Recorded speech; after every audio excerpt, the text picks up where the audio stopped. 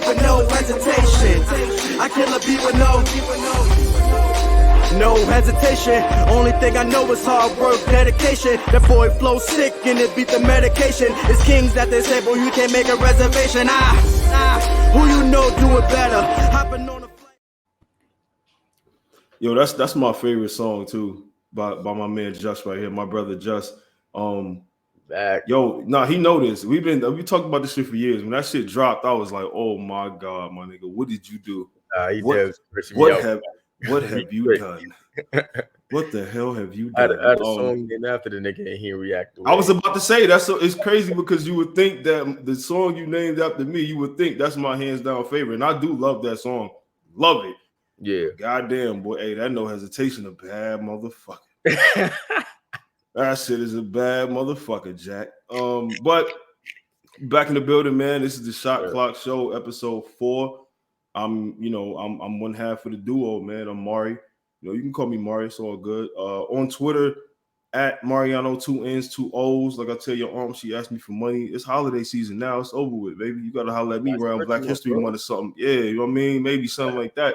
And I'm here with my brother Just. Just, what up, man? Let them know they can follow you out and shit. Man, _Just Smith on Twitter. Then we swap it around, vice versa. Put the underscore at the end on Instagram. Yeah, man. Hey, holler at him right now while he's still down to earth, man. Because man, it's he hanging with Just Blaze 1 week. Then next week he on the JBP. You know what I'm saying? Shout out to Ice, shout out to everybody over there, the good people at the JBP. For throwing that off the glass. You know what I'm saying? That was a very, very great look, man. I definitely, we appreciate that as a team that y'all putting the bro up there. You know what I mean? But we here. We're here to talk basketball, man. And before we get to all the shit we gotta talk about, this wasn't on the rundown, but I want to talk about it because I've been seeing it happen, right? I'm sure you have too. And it's a conversation about Carmelo Anthony. Should he get his jersey retired? And if so, who should do it? Let's have that conversation real quick. So let's answer the first part first. Should he have his jersey retired? Because that plays into the second. I'm not having that conversation. I agree. And whoever is disagreeing with that, I hope that is nobody. Right. So now we got the easy part out the way. Now we got to get to the difficult part, and that's who should do it. Because obviously, outside of Denver and New York, he didn't spend enough time with any other franchise to, I guess, be considered for that. You know what I mean? I would say. And obviously in Denver, unless Jokic just says, hey, guys, y'all can have this number back and y'all can just retire for him, it's not going to happen over there. So we're kind of asking ourselves, should the Knicks retire Carmelo? In a roundabout way, we're asking ourselves, should the New York Knicks retire Carmelo Anthony's jersey? Absolutely, man. I think that's a no-brainer too. But the complexity definitely comes in terms of Joker's jersey number being obviously Carmelo's, and that's rare too. When somebody comes with the same jersey number is just as dominant or even more as dominant. Yeah. So at this point, unless they just do some new shit and wait till Joker retires and retire his number, just both of them get thugged out like that, it's probably not going to happen in Denver, which is not his fault. But I think at this point, if New York didn't, they'll be bullshitting themselves, to be honest with you, bro.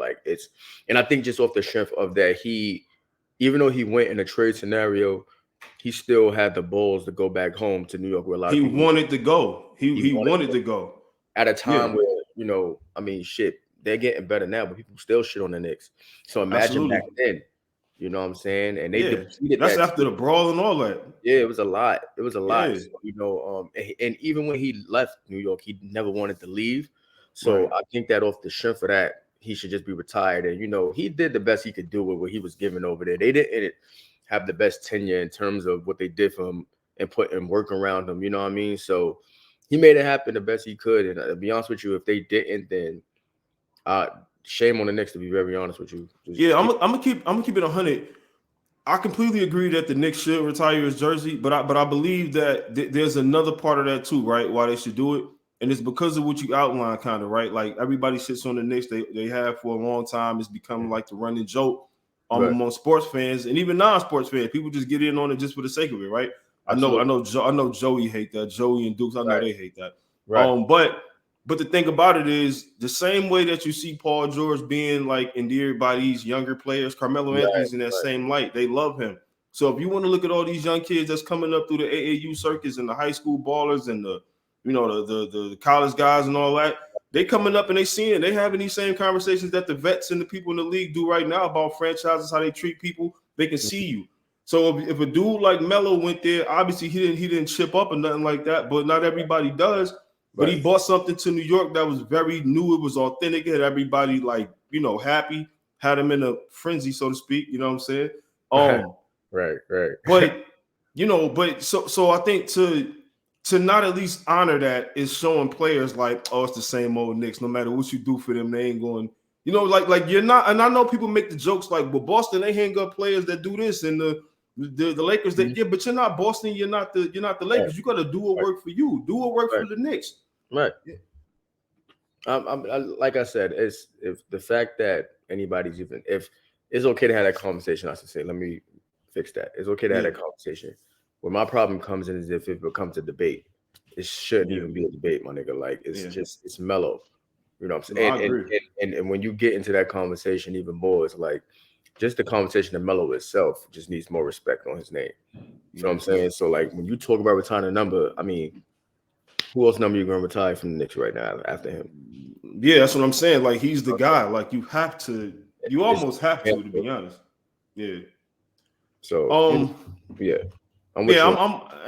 love that. I love that we can agree on that because like a lot of people, man, they so disrespectful to Melo, and I really don't like it. I don't like it at all. But going on with that.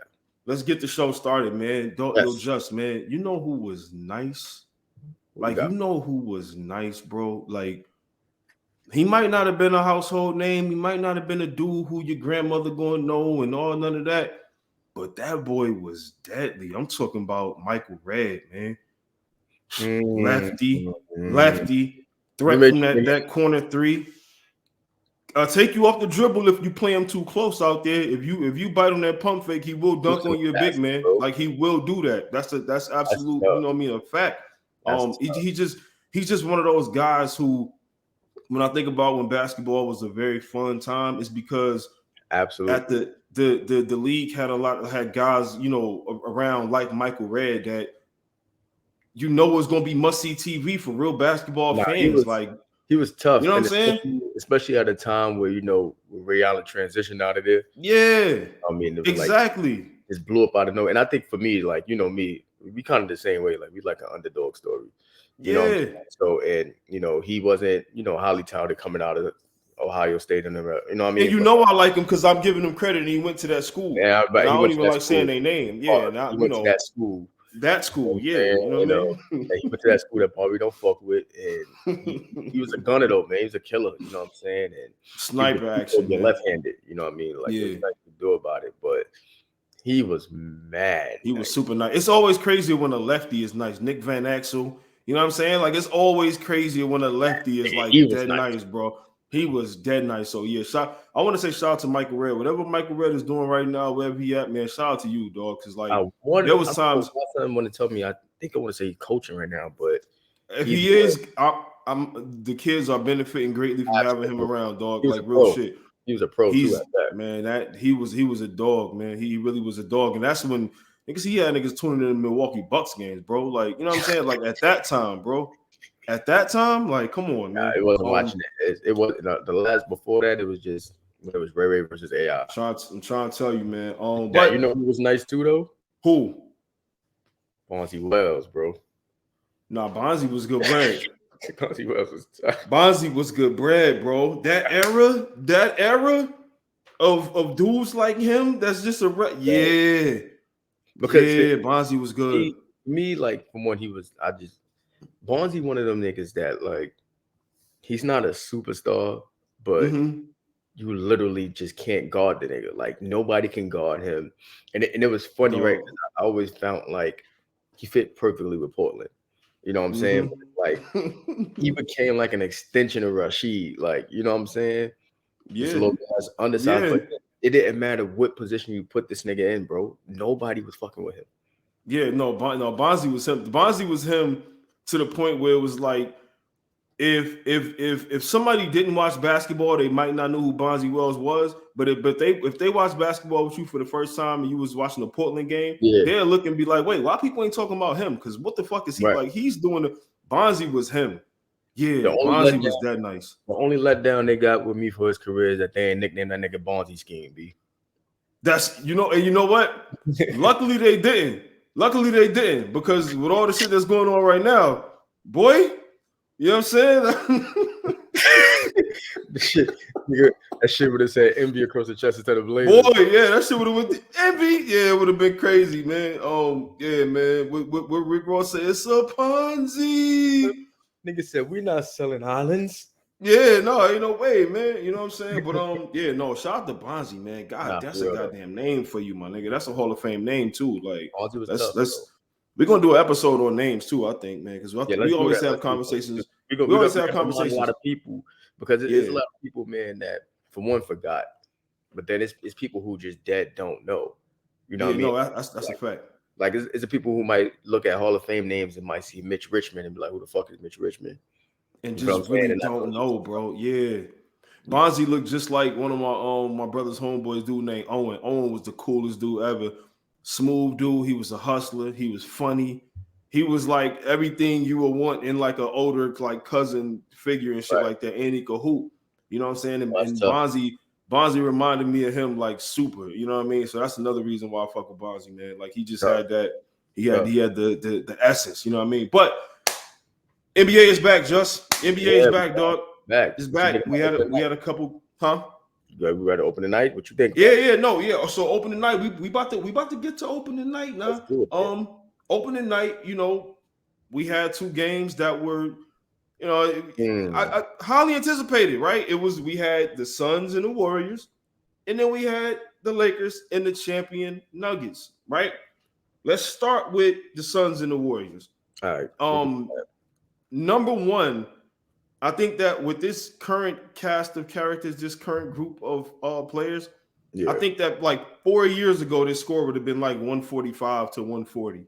Right. Last night just kind of showed that I'm not saying, because I've seen some gross overreactions to like people washed up and shit like that.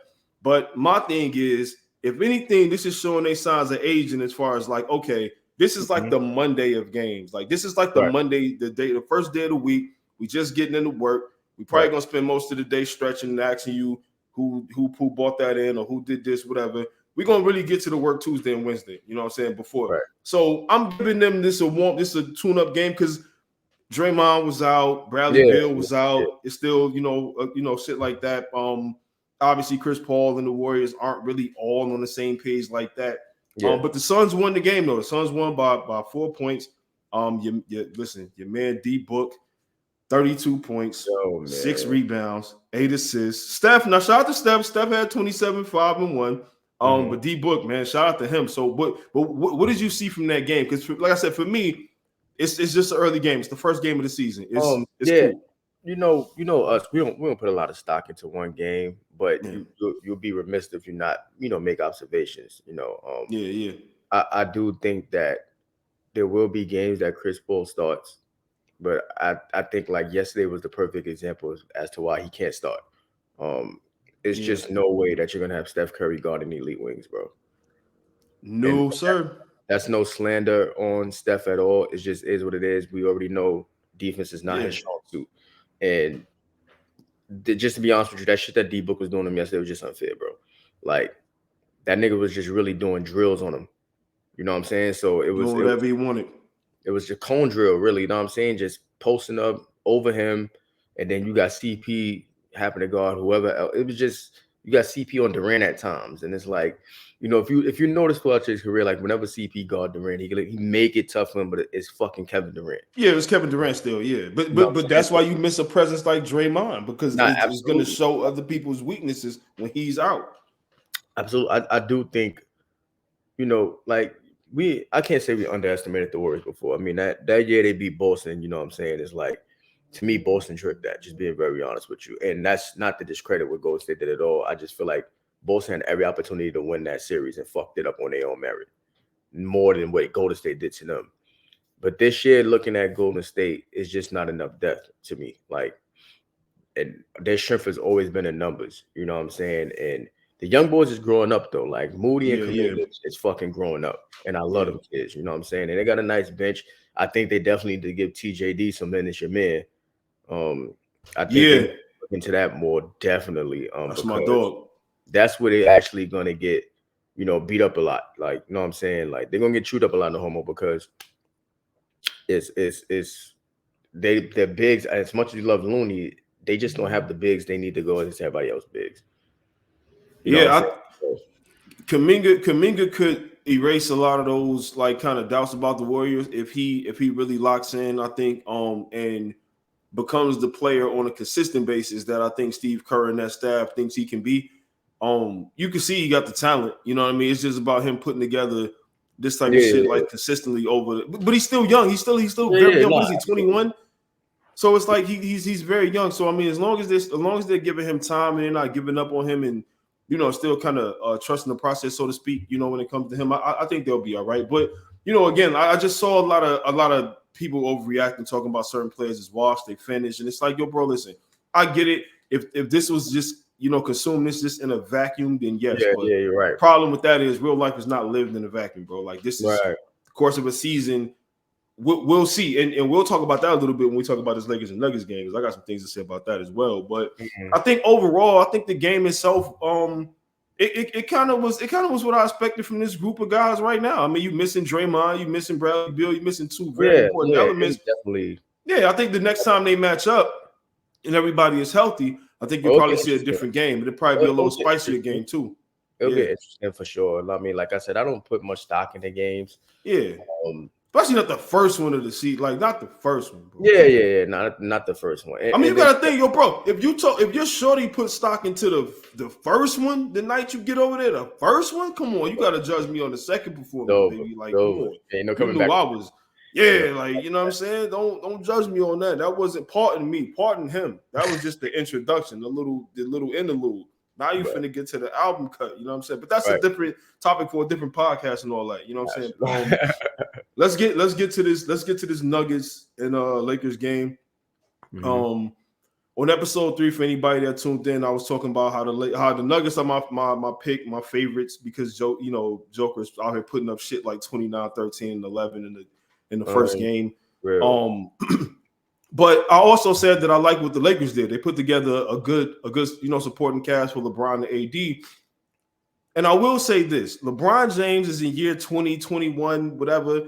21, 8-5 on opening night for him at this point in his career is like 40, 13, and 8. Like, because he shouldn't still be doing this, bro. And even from a legit true stat standpoint, it really is, bro. Like, he only played like 27 minutes. That's what I'm saying. Like, right, exactly. So even if you do the math on it, people gotta really sit here and think like this shit is not normal. Like, I seen somebody on Twitter say earlier, like, "Oh, this is gonna be the time we finally see LeBron decline in stats." I'm like, they've bro, been saying this for 5 years. Season, 21 years, and the nigga had damn near triple double.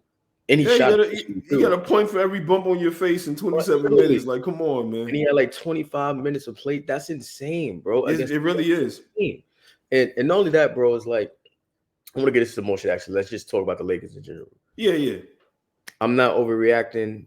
If you know me, this is me going back to last season, bro. D'Angelo can go. I don't care where he goes. You saw that shit with him and Bron? He was talking to Bron, and then he was just like, all right, bet. And then still went out there. Yo. That's when I knew. I already knew it was clip for him. But when that nigga, Bron, told the nigga exactly what he's doing, he did the absolute opposite and then shot the early 3, bro. Yeah. I mean, the call. Yeah, you know what time it is. I said, oh, all right, it's clip for this nigga, bro. He was just out there just looking mad dumb, bro. And a lot of people want to like D'Angelo Russell more than they do. I promise you, dog. Like, he got the celebration, and when he was in Minnesota, we was like, yes, man, yes, he about to do something. And then, with Brooklyn, we like, yes, he about to. Now it's just like, okay, well, that ice in his vein shit is over. The ice is melting, my nigga. It's over. Yeah, it's over. Like, it's over now. I don't know, and I don't know where he gonna go. I don't care where he gonna go. But it ain't it, man. And the shit that got me tight even more so, again, it's gonna sound crazy because, again, you don't put too much stock into game one, But it's a difference, right? Because it's like you can see a difference with Phoenix. You can see a difference with Golden State, even with CP3. Like the thing about it is, I can also see, like I said, what I said about him starting, but I also see what CP3 is going to bring to them. Yeah. They don't have that stabilization. They never had. Steph is not a playmaker. Clay is not a playmaker. The only playmaker they had was Dre. So now it makes it easier when you have those certain lineups. Like, all right, we're not going to turn the ball over no more. And it's times where they don't even know how to run a play. If people notice, Golden State don't be running plays. So be figuring shit, especially if they got to get in half court offense, or they be toast. Golden State be toast in half court. So a lot of times it's like, all right, if Steph don't figure it out, or if somebody else just pop open, then it's like, all right, abort mission. You know what I'm saying? So going back to the Lakers, it's like, bro, between D'Lo style of play and Darvin Ham's lack of awareness in terms of when to pull and when to put people in, because it's like when you look at the game yesterday, like Cam Reddish, when he was in the game, Jamal Murray literally did not score. And the reason why I say let's go back again in terms of bad habits, if you go back to last year, it was mad times where they played the Nuggets and Vanderbilt guarded Jamal Murray. He could not score. But for some reason, he just likes to keep D'Lo in the game. He keeps putting D'Lo in the game. And the more this nigga look like Overton from Living Single, the more I get tight. Stop putting this nigga in the game, man. This nigga got the Eric Benet badge, bro. Yeah. I ain't gonna hold you, man. I'm gonna tell you my problem with the Lakers right now is Anthony Davis, right? Because he does shit like, and this is not an overreaction. Like I said, I've seen overreactions. This is just like we seeing AD play in the first game of the season, the same way we've seen him like kind of disappear and not show up in crunch time situations for this Lakers team, in the past. And my problem with him is like when you sign these role players and people like what you did, they signed those role players to play off of the stars being the stars. Right. LeBron James is doing his part. If AD is going to score 17 points in the first half, I like my chances. If AD is going to end the game with 17 points, I hate my chances. So it's one of those things where it's like you can't bring in all these role players and then have the stars be less than what you expect them to be, and then look at the role players and say, why y'all didn't do more? It's like, yo, dog, we did what we were supposed to do. Your man didn't play his part. You know what I'm saying? But again, it's early. It's just something to pay attention to, because if he has more games like this, I don't know I don't know. That's the problem too, right? Because AD might legit fuck around and have like 35 and 25 next game. He could easily, and nobody would be shocked. He has this weird pattern of just having a really bad game and then just having like, I'm the fucking best in the league game. Y'all must have forgot Roy Jones game. Yes. And it's like, bro, I hate that light switch basketball shit. You know what I'm saying? Because you came out very aggressive in the first half, and I don't know what happened in the second half. You know, I legit don't know. Like when I think back in my head, I could go watch the game again, but I sat and watched that whole game. I sat and thought about it. I legit don't know what happened to him. I don't feel like it was a defensive scheme that changed. Like the nigga Unibrow and get cut off at halftime. I don't know what's going on with this nigga, bro. Like the nigga just came out flat. Like, you know what I'm saying? Because usually, you know, it might be a time like maybe somebody else is taking over, so I'm falling back. He legit just wasn't getting it done. And the problem again is like I said, it goes to Darvin Ham. It goes to D'Lo. These are repeated habits. So it's not an overreaction that it's game one, because you're not a rookie. You're not new to this. Yeah, you AD. You AD, bro. You're one of the reasons why people are picking the Lakers as like a dark horse team to win the West. You can't come out and do some shit like this. Like if Jokic did this shit, what would we be saying right now? Oh God. You know what I mean? It'll be smoke up. So it's like we gotta be fair in that aspect, and we gotta also understand, again, some things are not overreacting, because like there's repeated habits, dog. Again, in the first game, I'll give partial credit to Dov, because of course you're trying to figure out your new guys, how they can get it where they fit in. But I also tell people this, right? When you playing basketball, or even more so when you coaching basketball, I don't give a fuck if it's game one. You want to win. So if I'm down by 15 and I put a certain lineup in and we cut the lead to 4-2, or we tied up and take the lead, I'm not going to just be like, oh, let's put the nigga in who's 0 for 8 and not passing the ball and getting his teammates going back in the game, to where we also have a defensive liability where Jamal Murray's doing whatever he wants. I'm gonna take out the nigga that has him on smash, that's getting us back into the game, and leave the nigga in there with another lineup that just doesn't make sense. So it's a lot of ways that you can look at it to where it's not an overreaction, and that he's gonna have to put a lot of shit into place to nip this shit early, or homie just got to go packing. Or you can't be mad at people for reacting the way that they are, because like you putting the product on the court for us to talk about, dog. Like, and more importantly for your teammates to look at. Fuck what we talking about. You know what I'm saying? We ain't got to hoop with you. They do. So right. You know, but I do think that you know, the opening night games were they were pretty good. You know what I'm saying? I'm not mad at it. I'm not mad at you know, the Nuggets took that was game. solid, and like you said, you know, especially going back, I really think that if everybody played in that Warriors game, it would have been a special treat. You know what I'm saying? Man. Real quick update on tonight's, as we recording this right now, the Bulls just got smacked by 20 to the Thunder. I don't listen, man. Let it out. Listen, man. Don't, during this basketball season, please respect my privacy as me and my family probably try to pivot towards being free agency when it comes to my basketball fandom, because let me frame something to y'all. Got you, bro. But holding everybody so accountable to being a fan of their team and all this shit, there's players out there who get paid life-changing money from these franchises that leave them when they don't like shit no more. Absolutely. Why I can't leave because I don't like what the team doing? Why I can't leave? Why I can't go do something else? Why not? Especially for somebody like you, right? Like you never pump faked away from them through all. Never ever do nothing, bro. You want to know why? I'm gonna keep it a buck, my nigga. Yo, don't cut off the camera when I say this. I'm gonna keep it a buck with you. You know why people gotta let you leave the Bulls?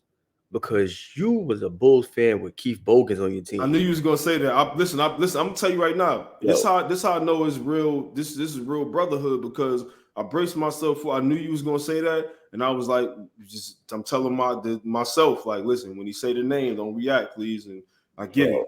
And that's the reason why he averaged 4.6 points per game when D Rose was.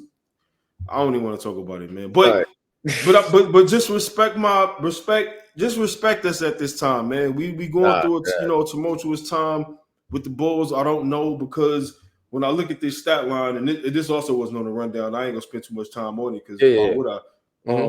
Zach LaVine was 4 for 16, dog. Damn, bro. I just don't want to, shit like that. I just kind of don't really want to.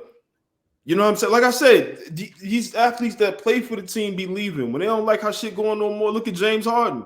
Yo, man, these niggas lied to me, man. I'm out. You know what I'm saying? It's over with. They lied to me. Why I can't be out? Why I can't? Y'all respect player empowerment. Why y'all respect fan empowerment? Why not? Nah, bro. Like, first of all, I think we should be able to sign contracts with our fandom with these teams the same way players do, like in real life. I think we should be able to be like, you know what?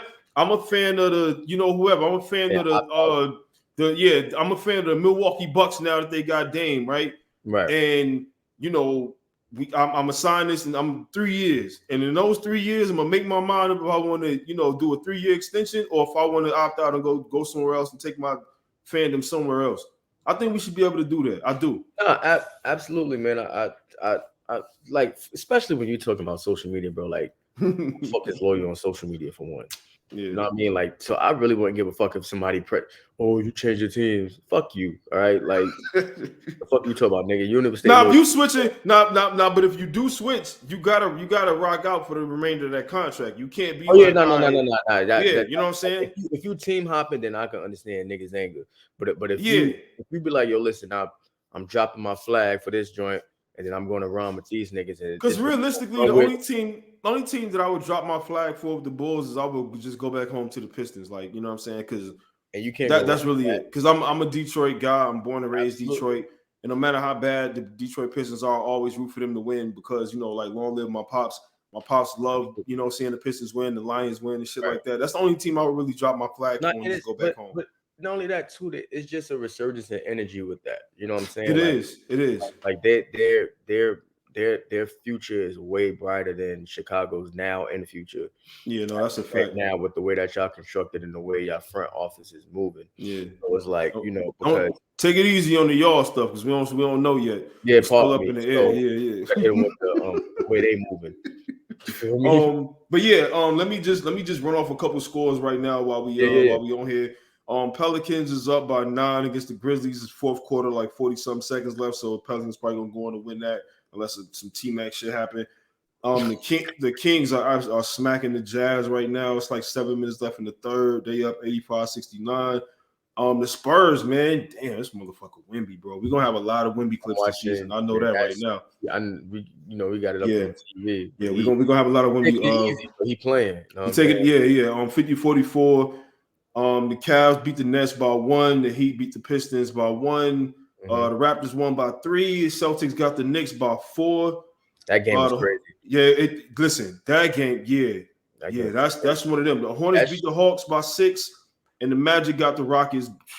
God damn, 116-86. They packed them up, man. I mean, a lot of those games. I know because we'll be here forever, but a lot of those games, I have a lot of interesting thoughts on a lot of those games. The way they play. I want to.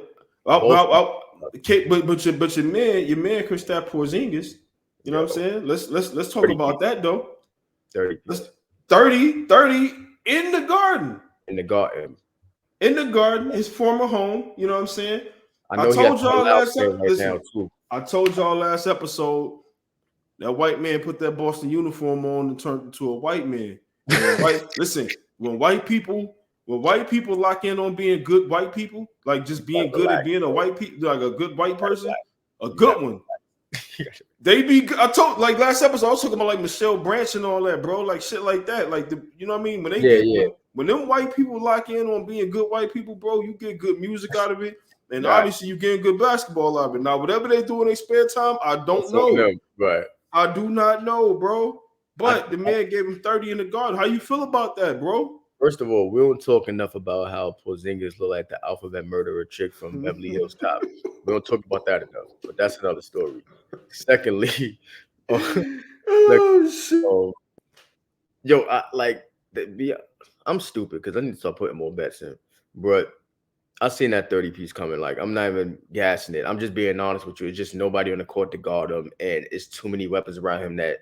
You gotta pay. Like Mitchell Robinson is not stepping out there, bro. It's just ability. You know what I'm saying? Like I knew that Porzingis was gonna have that mentality that he was going to get 30. That's as the third option, bro. 30 pieces as the third option. That's dangerous. And he said it. He you know, he had 15 in the first quarter, and you know the crazy thing is like I feel like I started out bad. He's like, but I ain't never been this open before. I hope Anthony Davis is listening to this. He started out with 15. He ain't in with 15. Nah, you know with 30. And not only that, he hit the game in the shot. Yeah. You know what I'm saying? In the Garden, bro. In the Garden, like all of this matters because that's his former home. It's the Garden, it's the fucking Mecca, all that. And for him to show up the way he did, man, I think it's commendable, especially coming off those injuries and people thinking that like he's not gonna be the same or he's not, you know, let's see what he is. People forgetting that he coming off a career year last year. For one. Yeah, I think he played the most games he's ever played in a season too. Absolutely. And then again, when you just look at the circumstances, it makes it much easier for his transitioning of coming out of being that injury-prone guy or being that inconsistent guy because it's just too much attention around him. I mean, it could be a night where technically he's the fourth option, right? Because Drew Holiday does have those nights. That's a fact. That's a fact. So it's like it's a million ways you can look at it to where that's why I feel like Boston was tailor-made. And what I really appreciate about what Boston doing is Joe Mazzulla and them finally, and this is again no slight, like Al Horford has been a rock for them. Mm-hmm. But Joe Mazzulla finally just putting his big boy pants on him, like, yo, Al, you gotta hit the trenches. You feel me? Like it's needed because it is what it is.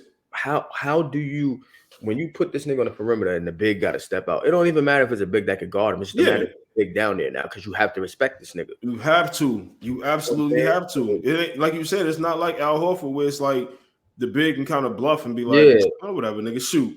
This nigga might really shoot from fucking Latvia, my nigga. Like he really might shoot from there. Yeah, so you gotta get out. Yeah, that's a fact. That's a fact. So it's like, how do you know? I feel like Boston was tailor-made fit wise in more ways than perfect. More ways than one. Yeah. So shout out to that. So off of the basketball shit on the court. Mm-hmm. I do want to talk about the story that happened on some off the court shit. You know, obviously the Draymond Jordan Poole altercation You know, it took place, and it's kind of been like the most static we seen on some shit like that, like in a minute. Let's see what the same team is. It's been a long time. But apparently, it got out that Steve Kerr tried to orchestrate a dinner on some shit like, hey, look, man, how about y'all just go to dinner, man? Let's talk about this shit or whatever. And Dre was like, nah, I'm good. I'm cool. Me personally, I wouldn't say that Dre is probably still like mad about it, upset about what Jordan Poole said. Allegedly, he said you were expecting backpack for 30, right? Like like I got a response to that once you finish, but go ahead. Yeah. Me personally, I didn't look at him declining the dinner as him still being mad or upset about it.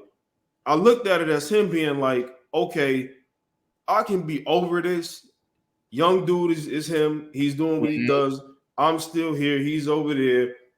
We can coexist without us being best friends.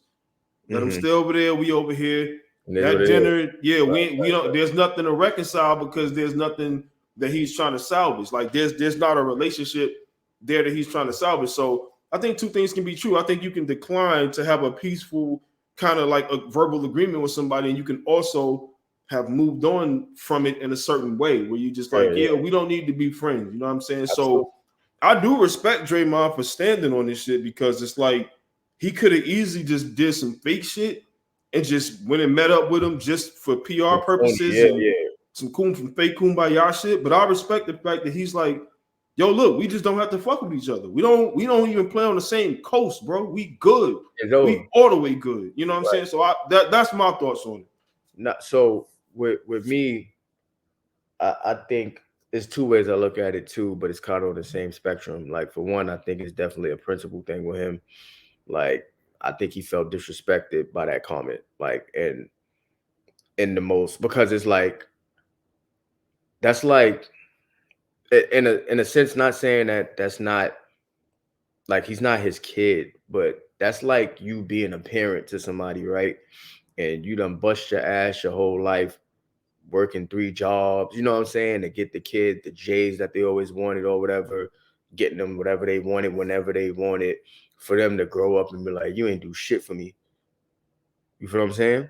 So I say that to say, it's like, call Draymond a bum, say Draymond ain't shit, say he ain't talented, he shouldn't be an all-star, da-da-da. But there is no way on God's green earth that Golden State wins any of those championships without that man.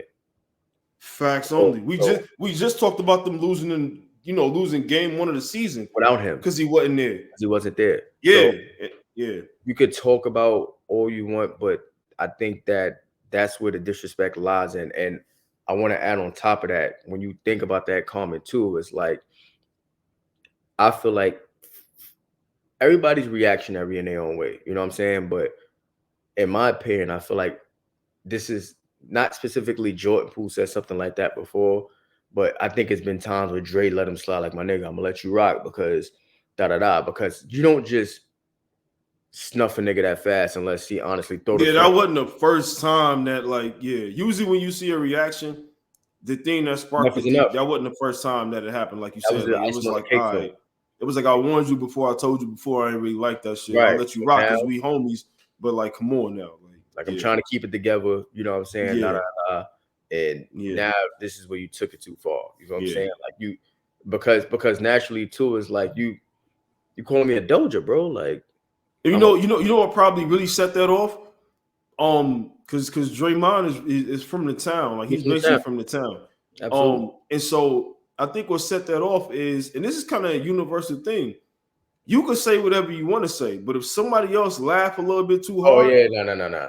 It plays. I guarantee he said it because that's why niggas want to say the audio didn't leak because we didn't want to hear what Jordan Poole said. I think the audio didn't leak because they didn't want to show us who really laughed and made them punch him. Oh no, absolutely. Because they was probably super loud. Like remember when Martin confronted Pretty Ricky, what they called him, and nigga looked at him, you laughing a little too hard back there, bro. And then what happened after that? He knocked Pretty Ricky ass out.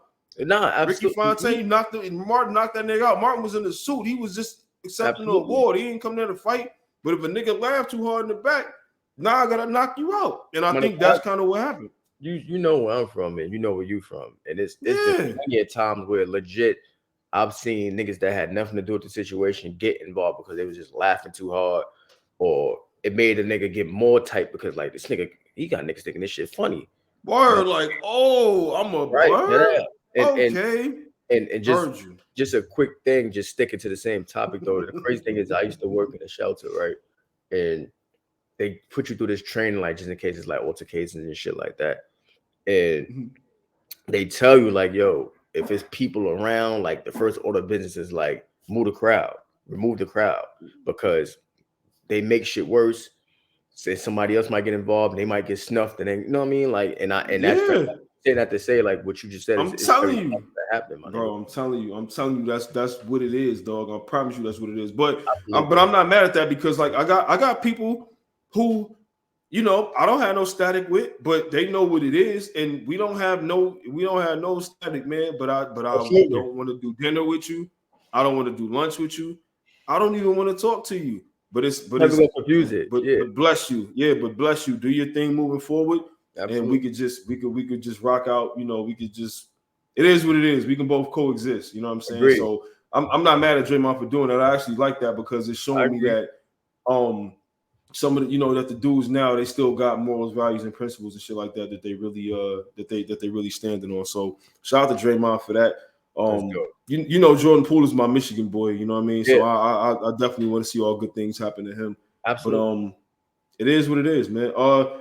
I need to pull up these NBA City jerseys, bro. I need to pull these NBA City jerseys up. Nah, I got to, bro. I got to. Because NBA shitty edition jerseys. It's just ass, bro. I gotta pull this tweet up, right? Bang, here we go. 2 days ago, I got all the jerseys pulled up right here. And if you need me to send you the tweet, I'll send it to you right now so you can look at these and we can just give our quick takes on the NBA City edition jersey. Let me take a couple seconds to send this to you, my good sir. I think I like 2 uniforms. Yeah. Oh, we're gonna talk about it. I want to see if we agree on anything. So what we're gonna do right now, you guys, because you know the NBA does this every year. They do the City Edition jerseys, where it's kind of like a form of expression. It's supposed to be something that kind of represents the team, the region, you know, whatever it is, right? Whether it's something from the old school uniforms or something that just represents the city, hence City Edition. So without further ado, let's get to it. We got first the Atlanta Hawks. Shitty. Terrible. Dog shit. The color scheme is okay, but the lettering, I mean, come on, get the shit out of here. The Boston jersey, I don't like it because it reminds me of the Milwaukee Bucks. Now, you're not the Milwaukee Bucks, so you shouldn't be wearing Milwaukee Bucks looking shit. I don't know why them shit's giving me root beer vibes. Yeah, the cream soda type shit and all that. Like, I don't. I like that colorway on the Air Force One. I don't like it on a fucking Boston Celtics jersey. Right. Like, cut it the fuck out. You can't even put a shamrock on this shit. Yeah, like, come on, my nigga. The Nets jersey looks fucking terrible. It look like some shit that they'll be selling at like a Quick Trip or a racetrack down here. Like, yo, and they'll spell they'll spell like Kevin Durant's last name wrong on the back, and it'll be the wrong number too. That shit looked like the shit they used to play at the Soul Train when they had to put the letters together on the board. That shit is ass. Next. Yeah, get the shit out of here. The Hornets, come on, man. This shit is horrible. The reason why I'm not mad at it is because for some reason it reminds me of the New York Liberty jersey. But two, it does. They didn't try to do too much. Like they kind of stuck to what they already have. So I can't be like, I'm not saying like, oh my God, it's fire. I'm just saying like, in regards to everything else that's going on here. Yeah. And you know, by comparison, yes, you're right. It's the best one so far. Right. But I'm cool on that. That shit look like a nah. Bro, I'm not gonna hold you, my nigga. You already stressed about these niggas. This ain't gonna make it better. This is gonna make it way worse. Chicago Bulls with this fucking like this shit. This is the font when they had the movies when niggas had when Tommy guns was new. Like when the Tommy gun was like the new weapon, like the Tommy gun was like the Draco back then. Niggas was like, oh, nigga got the Tommy in the with the pinstripe suit and the hat. Get this fucking 1943 script out of my fucking face. The jersey, they didn't even try. All they living off of is our colors is black and red. Bro, fuck them. It looked like they started typing in Times New Roman and left the paper up. Yeah, like yeah, ass. Fuck them. X. The Cleveland jerseys, the land. I'm not gonna lie to you. If the numbers was maybe a little further away from the numbers, I wouldn't be mad at this all the way. I'm really kind of not mad at the Cleveland jerseys. I'm kind of not mad at it. I like the colors. I like what they did on the on the collar and the sleeves and all that. I'm not mad at them. I might have to see it on court, but right now that shit could land in the toilet. Next. Mavs. Man, it's just no creativity here at all. It's like some fucking I don't know. Even the font on this shit is like some old like Laverne and Shirley type looking font and all that. Like it's just no creativity. Like the I mean, you know, this black, white, and blue. You can do black, white, and blue a lot of ways, and they chose to fuck it up. So I'm cool with that. It's his ass gang. Yeah, I'm cool. The Nuggets jersey, like, cut it the fuck out, bro. Like the Nuggets got way too vibrant of colors for y'all to dumb them down. Like to looking like some shit that y'all selling in AutoZone or something. Like I also still don't know what this shit stand for. This 5280 shit, you know? That's what I'm saying, bro. Like y'all did some fake Usher album shit. Like I don't even care, man. I really don't give a fuck. The Detroit jerseys, I'm gonna show my bias here because the Detroit jersey looks like how the city feels. That's one of the ones I found solid, bro. Yeah, I like that. No, I like that jersey a lot on some shit because I like the font of it. I like the number placement. I like the colors they went with because that feels like how the city looks. I'm born and raised there, and that jersey very much feels like this is the epitome of what the city edition jerseys are supposed to be. I like it. I like it a lot. They did the Bulls colors better than the Bulls did it. Like, what the fuck? Like, what are we talking about? Honestly, right? So let's go to Golden State. Get this shit out of my face, please. This shit looks terrible, dog. This shit looks fake. Like, this looks fake. I don't even got much to say about that. That shit is terrible. E40 gonna be tight when you see that shit. Yeah. The Rockets, they got the H-Town. It's all right. It's all right. It is what it is, man. Yeah. I'm not. I don't really have. It's apathy. I don't really give a fuck. Really, I don't hate it. I don't love it. It is what it is. Yeah. It's cool. Indy is ass. This shit look like some shit that. It look like them shit that them little middle high school little niggas be the middle school niggas right on Instagram that the basketball there. No. This the shit that they was making in the classroom on 10 Things I Hate About You. She was just slinging the fucking paint and all that. Like, get this shit out of my fucking face. I ain't gonna lie, the nigga that made Mesquite might have made that joint. Yeah, get the fuck out of my face, man. Let Freddie Gibbs design the next jerseys, man. Fuck it. The Clippers jersey. Nah, I don't give a fuck. I'm good on them. Who cares? The Lakers. Worst shit I ever seen in my life. I wish that they really didn't do this fucking triangle Snoopy house kind of design on here. It looks terrible. I'm gonna tell you where Nike is dropping the ball with the Lakers at. Matter of fact, I'm gonna tell you where everybody is dropping the ball with the Lakers in terms of this jersey shit. I don't know how nobody so nobody just gonna just thug it out and do the Crenshaw joint. But fuck it. What do I know? Yeah, it is what it is. No.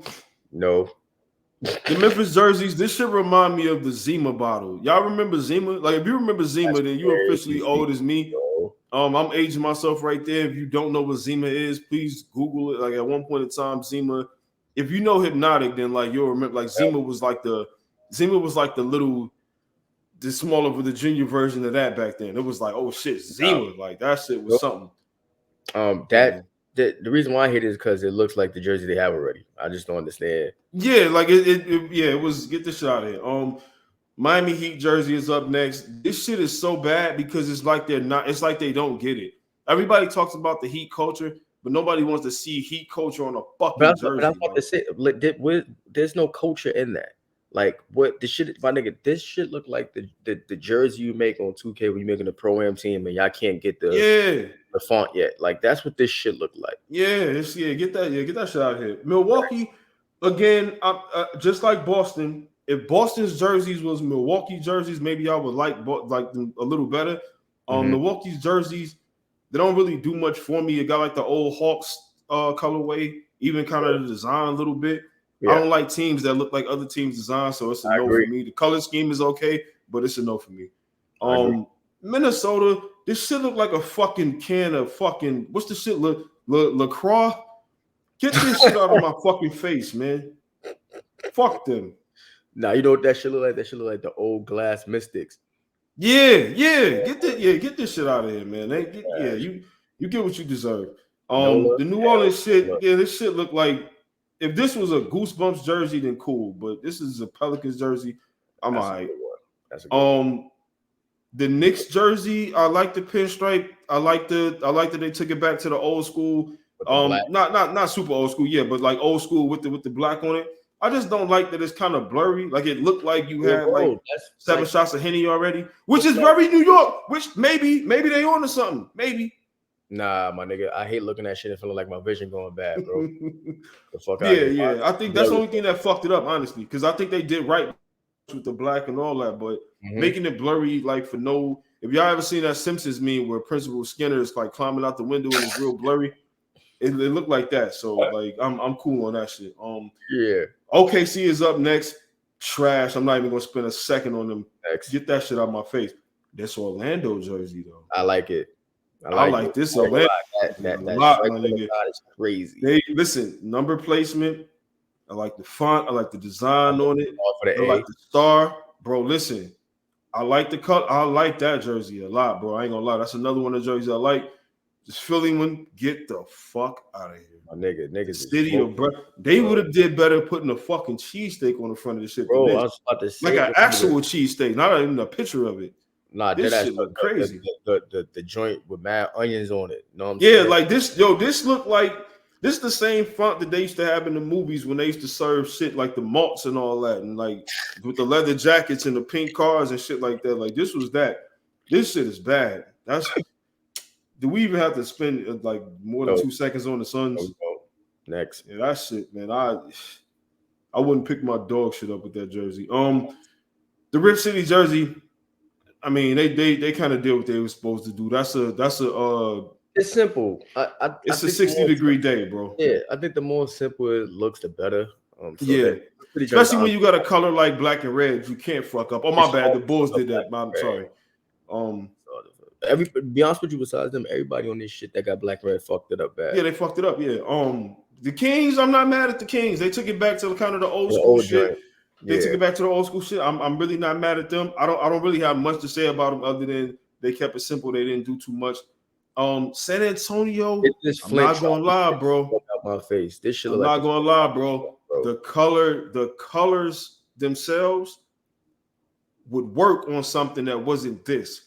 But this is some fucking like, my nigga. This is some fucking Road Runner and Coyote font type shit going on. Like I just don't like I don't like it. It's something about it that's making me not like it. Oops on this joint, bro. Yeah.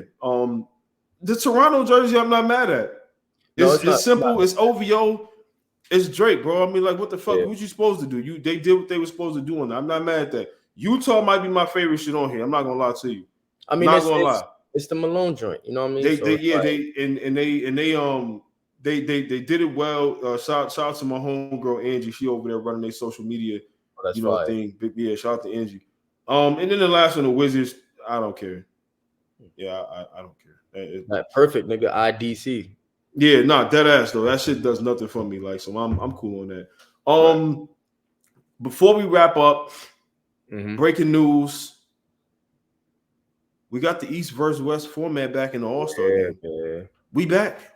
We almost back. We're gonna be fully back. We're gonna be fully back when they let them wear their own jerseys in the game again. Yeah, we back now with the East versus West because I feel like for a little minute, NBA All-Star Weekend had got a little gimmicky, especially when they started the shit with the dunk contest with everybody dunking at the same time and all this, that, and the third shit. Now you got the draft and you got we going to this number on the score. Cool. But let's kind of take it back to the essence a little bit at least and make it East versus West for real because it was a cool idea doing the team captain or whatever, but with is the problem with that is it does get repetitive, especially because ultimately even with the players picking the players, like Braun was captain like every year, bro. You know what I'm saying? And that's nothing because obviously deservedly. So Yeah. But, if you leave it up to the fans, you're gonna have the same thing over and over because there's a lot of casual fans. Mm-hmm. So I also think that it took away the competition because there was nothing to brag about. Yeah, it's like exactly, So, dog. like especially like when you look back specifically for me, and I think you'll agree with me on this, like like the most popular All-Star game obviously probably had to be, or at least the most competitive one I would say, is the one with AI and Marbury versus them. Oh my And, God, bro! I recorded that one. I taped literally, that I had game. no tape. Dead serious. I literally had Yes. no tape, and I think Yes. that game, it created that competitive environment that needed to be, because even now it's happening where everybody's like the West is better, the East is weaker. Because back then they were saying the same thing because the East was there was literally no centers in the East back then. At all. Just Jermaine O'Neal was like the guy, like at one point, like where it was like, yeah, and even absolutely. then, Mutombo, yeah, you're right. had to get traded for Theo Ratliff, who was having a hell of a year that year. 100%. You're right about that. You know what I mean? So it was like, and nigga, the other team, it was literally a lineup of like Shaq, KG, and Dog. Duncan, Dirk, C. Webb. Yeah, like it's but, and another thing too though is I think that a lot of times these leagues and these sports and shit like that, they get caught up in the social media wave because we live in the social media era. And the team captain shit was good for social media, but ultimately it was bad for basketball because it's like it's cool for a social media clip, for a little 43-second clip, to see Kevin Durant and LeBron sit there laughing about who getting picked last and this, that, and the third. Right. But for basketball reasons, I want to see East versus West because even back then it was like, yeah, we homies. When we see each other All-Star Weekend, we can dap it up. But understand, I'm an Eastern Conference nigga. You a Western Conference nigga. We play two different types of ball, you know what I'm saying, at a certain point. Because back then, an Eastern Conference game would be 93 to 91. And a Western Conference game would be 146 to 148. Right. So it's like let's meet up and let's see who really can hoop. Because y'all think y'all got it over there. You know what I'm saying? I also think what's going to play a factor in that too is this new in-season tournament shit too. Yeah. Because I think that whoever lose is going to want their shit back in blood. You know what I mean? Because they're going to try to get you kind of transition right into. I mean, it's not that far apart, but the in-season joint is in December. Yeah. Transition into the All-Star game. All-Star weekend 2 months later, month and a half later. Yep. That shit's still fresh in niggas' heads, you smell me? So it's like it's gonna be I think it's gonna make it better. And like you said, I think that the East honestly is gonna want to prove something because even if history repeats itself. If you look at it, the West is fucking stacked again. Let's just be honest. 100%, 100%, dog. Like and look at the 14 play yesterday. I was just about to say, dog, like those are like juggernaut. If you got to run through those teams, bro, that's not an easy schedule to get to. You can make a starting five out of those. You could have fucking Joker, AD, Braun, KD, Steph. Like it's so. And then make you a whole other five that can compete too. Like, 4 teams. So that's a fact. Talking about the De'Aaron Foxes of the world. You know what I'm saying? Like the even on a fucking good day, and Edwards, you know what I mean? And Edwards, So Carl Towns might sneak in there. You know what I mean? It's a million to look at. And I think that makes the playoffs for those conferences that much more competitive too, because we just went to war with you. We know what you're capable of on the court. So when I see you in the playoffs, I know we went to war together. But I also know, like, when you look at go watch any of these movies, like Jason Bourne, right? That's my dog forever. Like, I love those movies. Classic movies. Jason Bourne seen them dudes and was like, oh, I know who that is. I know because we done been out there. Okay, cool, yeah. So let's do it. Now we gotta hand to hand. All right, bet, let's do it. So it's gonna be the same kind of shit. I feel like in the NBA now. After getting back to this format, because these young boys don't know a league that wasn't like that. You know what I'm saying? They came into the league when shit was different. So now they gonna get a chance to see what players was talking about, like, oh, this is how we used to do it back in our day type shit. But I'm excited about it, man. I haven't been this excited about the NBA season in a long time. I want to say at least in a couple years. Mm-hmm. I mean, obviously I've been excited for like the playoffs, the finals, but the season, not a season. I haven't been this excited for the NBA season in a minute, man. It's a lot of talent. a lot of teams on the come up. It's a lot of teams right there in that little bubble. It's a lot of, like I said, just a lot of talent in the league, man. I'm hyped, man. I'm hyped, and over the course of the season, we're gonna have some very, very fun episodes, man. Like absolutely, it's gonna get like I just hope that the basketball gods turn the injuries off and set it. Oh, please, we gotta ask. Yeah, injuries is inevitable, but even if somebody gets hurt, I just don't want it to be out for the season. Nothing crazy, yeah, exactly. Because we already seen Steven Adams. He about to miss the whole season. That was wild. You know what I'm saying? That's an early blow to Memphis that they don't need because Ja's already going to miss 25 games or something like that. So what resilient they are. I think that's just a decent group. They got Marcus Smart, they got D Rose. I think that they'll be okay. I mean, at least we know that Jaren could play the 5, but it's just Jaren ain't. But it's like, damn. Yeah, they ain't got Steven Adams, man. Shit, like also. They're gonna make a move. I'm pretty sure they're gonna have to do something. As the season goes on, they'll probably this probably won't be how the roster looks come playoffs. No, I doubt that. They know they gotta make a move. 100%. But listen, man. Again, subscribe, rate, review us, give us them 5 stars and all that type of shit, man. Follow the Barber's Chair Network on Twitter at the Barber's Chair Net. If you are not a member of the Patreon, listen, like I said, man, you might be waiting on somebody to send you that money they owe you from that bet and all that. You might be waiting for the check to hit. I know how it go, man. Groceries expensive, life is expensive, breathing air is expensive. You know what I'm saying? But if you like the content and you want to support, good people doing good things, patreon.com/Barbers Chair Network. Go ahead and sign up, man. We got packages for everybody. You know what I'm saying? Legal packages, very legal. Right. Till the next time, man. Listen, if y'all enjoy the content, let us know, man. Hit us up. Let us know what y'all like. Y'all can tell us about how good we sound, how good we look, whatever y'all want to say. It don't matter. You know what I'm saying? We take it personal. Feel me? Yeah, it is what it is. But until next time, man, we out. I kill a beat with no hesitation. I kill a beat with no hesitation. Only thing I know is hard work, dedication. That boy flows sick and it beat the medication. It's kings at this table, you can't make a reservation. Who do it better? Hopping on